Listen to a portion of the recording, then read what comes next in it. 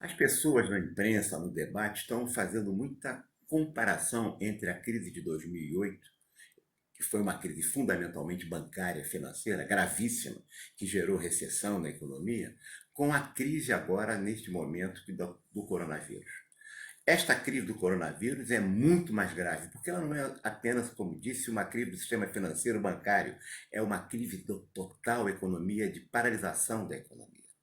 E esse é o ponto que precisa ser considerado. Quer dizer, o que fazer no ponto A em que estamos hoje para chegar ao ponto B quando a questão do coronavírus estiver basicamente administrada? Não estou falando de vacina, mas estou falando em que a disseminação esteja se fazendo de forma mais lenta, menos veloz como está hoje.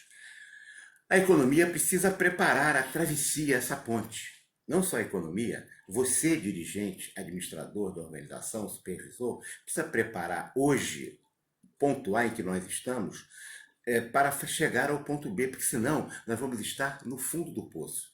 Essa é uma questão fundamental, porque os gerentes, os executivos, normalmente estão tentando, ao fazer as suas regras nas organizações, reeditar as normas que as autoridades de saúde pública do país, do Estado, da prefeitura, estão fazendo.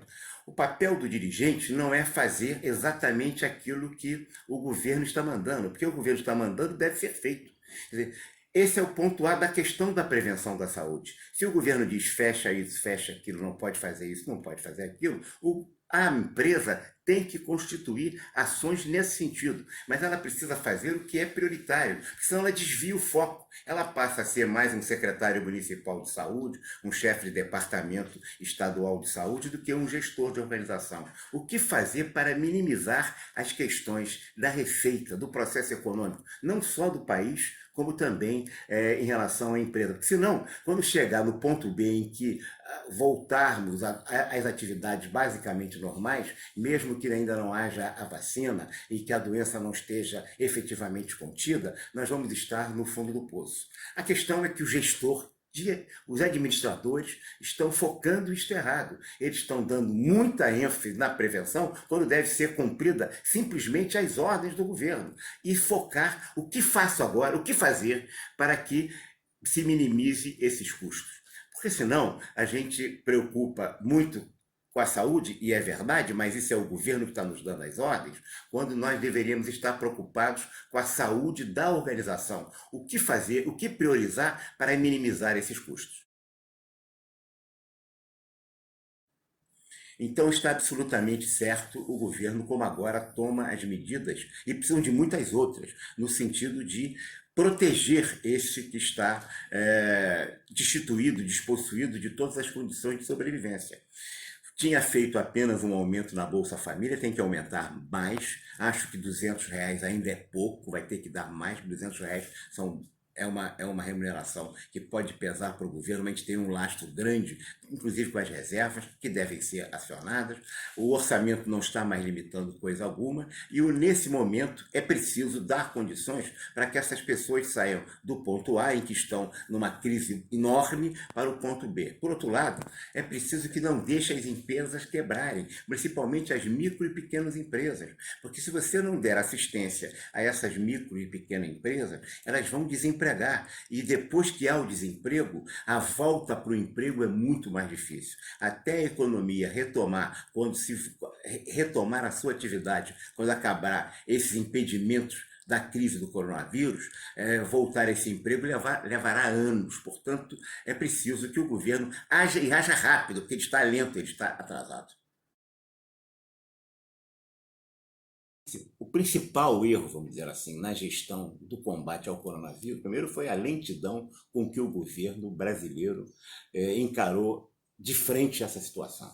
Ele fingiu que não existia, deixou o tempo passar. A crise está desde janeiro, claro, na China, é evidente que ia chegar no Brasil, como chegou em todo o mundo. E a França fez o mesmo erro, a Itália o mesmo erro, os Estados Unidos o mesmo erro, e todos fizeram o mesmo erro com o Brasil.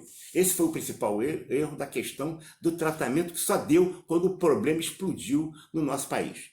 O erro maior das empresas é reeditar apenas o que o governo está dizendo que não deve ser discutido, deve ser cumprido. O que os gestores das organizações têm que fazer, das organizações que têm empregados, estou dizendo, organizações pequena, média, grande, complexas organizações, é como sair desta crise, nesse ponto de crise, para quando chegar no ponto B, que o coronavírus estiver basicamente contido, a gente não esteja no fundo do poço. Portanto, a prioridade dele é de gestão, gestão da realidade da empresa, gestão de minimizar os enormes prejuízos que vão levar certamente o Brasil à recessão.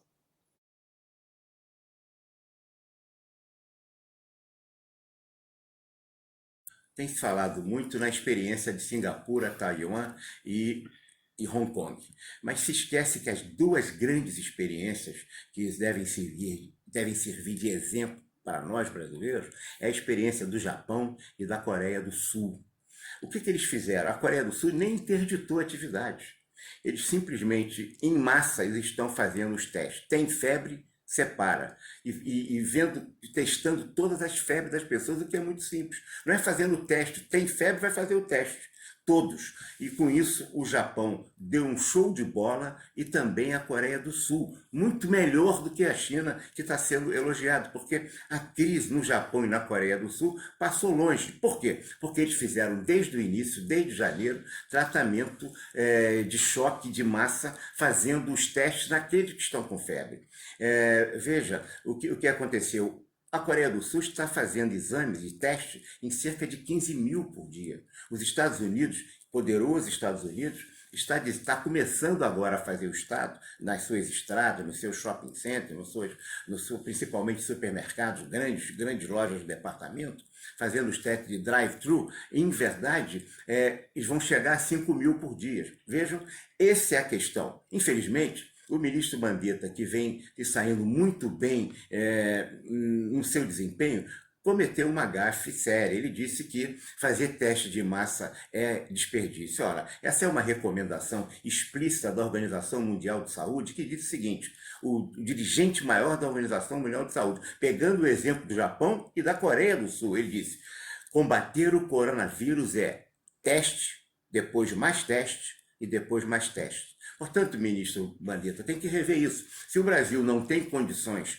de resolver essas questões de teste, é preciso aproveitar agora a situação de calamidade pública e dar um grande desempenho, um grande desenvolvimento, um grande investimento nessa questão do teste. Com isso, nós não estamos minimizando as paralisações que estão sendo feitas, principalmente pelos governadores e prefeitos, que estão fazendo, principalmente no Rio de Janeiro e já no Ceará também, estão fazendo circunstâncias que vão realmente propagar um pouco, melhor, vão retardar bastante a disseminação da doença, porque, evidentemente, nós não temos uma rede de hospitais e de leitos que possa suportar a enorme quantidade de pessoas que vão necessitar de socorro e de apoio e de assistência médica específica e sofisticada para curar essa doença depois de adquirida. Portanto, disseminar o sentido de reduzir a velocidade é importante, mas mais do que isso, é preciso matar no nascedouro. E se faz, como disse o presidente da organização, o diretor-geral